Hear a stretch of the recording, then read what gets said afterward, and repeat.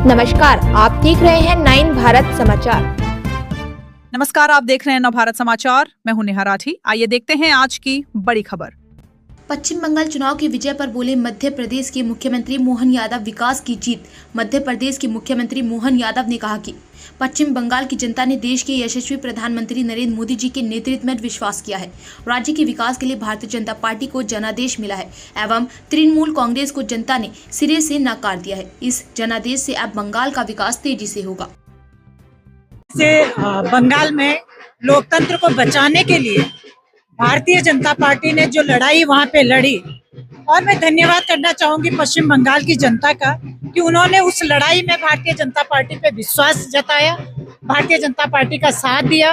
मैं भारतीय जनता पार्टी के शीर्ष नेतृत्व का भी धन्यवाद करना चाहूंगी कि उन्होंने जिस मजबूती के साथ वहां पे चुनाव लड़ा, और आज जिस तरीके से पश्चिम बंगाल ही नहीं, चाहे वो असम है और भी जो राज्य है, भाजपा की जो प्रचंड जीत वहां पे हुई है, ये इस बात का संकेत है कि आज भी भारत के नागरिकों का, भारत के लोगों का आदरणीय प्रधानमंत्री नरेंद्र मोदी जी पे जो विश्वास है, जो अटूट विश्वास बना है, वो ये अटूट विश्वास हमेशा आगे भी बरकरार रहेगा।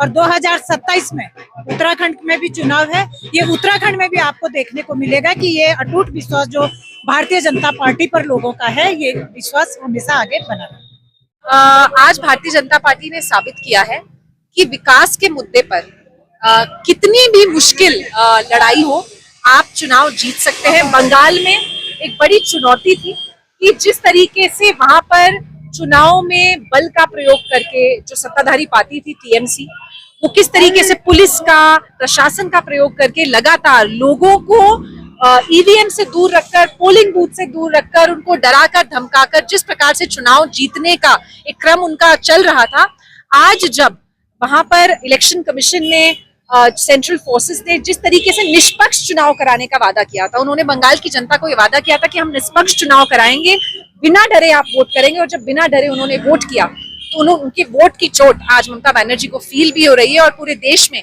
एक संदेश ये गया है कि अब बंगाल भी जो विकास उसके आसपास के प्रदेशों का हो रहा है, और जिसको देख के बंगाल के लोग हमेशा त्रस्त रहते थे कि हमारे यहाँ क्यों नहीं हो रहा है, ना कोई इंडस्ट्री आ रही है, ना कोई विकास हो रहा है, और हम गलत चीजों के लिए हमेशा न्यूज में रहते हैं। तो अब बंगाल में भी विकास की जो वो गति पूरे देश में चल रही है, वो वहां भी मिलेगी। तो एक बड़ा दिन आज बंगाल के लोगों के लिए। भारतीय जनता पार्टी तो चुनाव के लिए हमेशा तैयार रहती है, और जब आप जमीन पर लोगों के साथ काम करते हैं तो आपको किसी चुनाव के लिए अलग से तैयारी की आवश्यकता नहीं पड़ती। तो आज बंगाल में, असम में जिस तरीके के रिजल्ट आप देख रहे हैं, मुझे पूरा विश्वास है कि जब 5 राज्यों में अगले साल चुनाव होंगे तो यही हमारी मसूरी होगी, और यही हमारी इस जगह होगी जहां पर हम भीषण जीत जो हमारी होगी, प्रचंड बहुमत के साथ तीसरी बार हमारी सरकार यहाँ पर बनेगी, धामी जी मुख्यमंत्री बनेंगे, और यहीं पर हम सेलिब्रेट कर रहे हैं। देखिए, भारतीय जनता पार्टी का हर एक कार्यकर्ता जो है वो पार्टी के लिए कार्य करता है। और जहां तक किसी भी विधानसभा सीट की बात है, तो यहाँ पर माननीय मंत्री जी यहाँ के विधायक हैं, और लगातार चौथी बार जनता ने उन्हें विधायक बनाया, उन्हें आशीर्वाद दिया है। हम सब उनके कार्यकर्ता, और कार्यकर्ता के रूप में ही हम काम कर रहे हैं। देखिए, मेरा मानना है कि राजनीति में चर्चा तो होती रहनी चाहिए, चर्चा होने में कोई बुराई नहीं है। और जहां तक किसी भी दावेदारी की बात है, बिल्कुल ठीक कहा आपने, मैंने लोकसभा के लिए दावेदारी करी थी और आगे भी मैं उसकी तैयारी करूंगी, और कार्यकर्ता के रूप में मैं पार्टी के लिए कार्य करूंगी। मुझे लगता है कि दावेदारी, ठोकना और इस तरीके के जो शब्द हैं वो किसी के लिए भी ठीक रहते हैं। हम भारतीय जनता पार्टी के अनुशासित कार्यकर्ता है। संगठन ने मुझे एक जिम्मेदारी दी है, मैं प्रदेश की सचिव हूँ, तो मेरा काम केवल मसूरी विधानसभा नहीं, मेरा काम तो जहां पार्टी मुझे बोलेगी काम करने के लिए, मैं कोटद्वार की प्रभारी भी हूँ, वहां 3 विधानसभा क्षेत्र आते हैं, तो वहां के संगठन को कैसे मजबूत करना है, उन 3 विधानसभा सीट को भी कैसे जिताना है, ये कार्यभार मुझे पार्टी ने सौंपा है, और उसी तरफ मैं फोकस कर रही हूँ बंगाल चुनाव में। चुनाव से पहले सरकार के आरोप भाजपा पर लगाए जा रहे थे, क्योंकि बंगाल के अंदर लोकतंत्र समाप्त हो गया था, तृणमूल का गुंडा राज वहां पर चल रहा था, लोगों को वोट नहीं डालने दिया जाता था। लेकिन ज्यादा चुनाव आयोग की शक्ति के बाद वहां का मतदाता, वहां का विशेषकर हिंदू वोटर जो डरा हुआ था, जो वोट नहीं डालता था, वोट डालने निकला, और एक थम्मी मेजोरिटी भारतीय जनता पार्टी को बंगाल के अंदर मिली। जो लोग कहते थे कि मोदी जी का मैजिक समाप्त हो गया है, उन्होंने देख लिया कि मोदी जी का मैजिक बरकरार है। हमारे राजनीति के चाणक्य अमित शाह और नए अध्यक्ष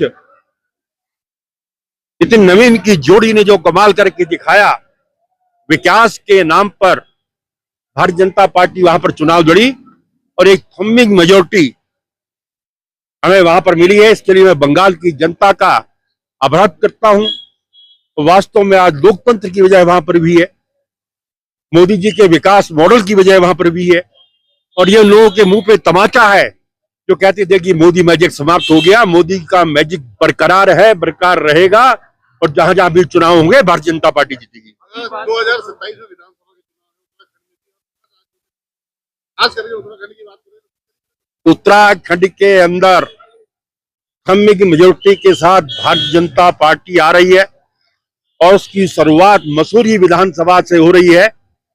ये मैं आपसे कहना चाहता हूं। ये बात मैं आपको कुछ टाइम चुनाव में बीच में तो बताऊंगा, मैं जितनी बात बोलता हूं, लेकिन इस बार मैंने कहा कि हर बार, और इस बार तो कुछ प्रभु की कृपा ऐसी होने वाली है कि पिछले सारे इतिहास टूटने वाले हैं। इसके लिए मसूरी की महान जनता को मैं नमन करता हूं, प्रणाम करता हूं।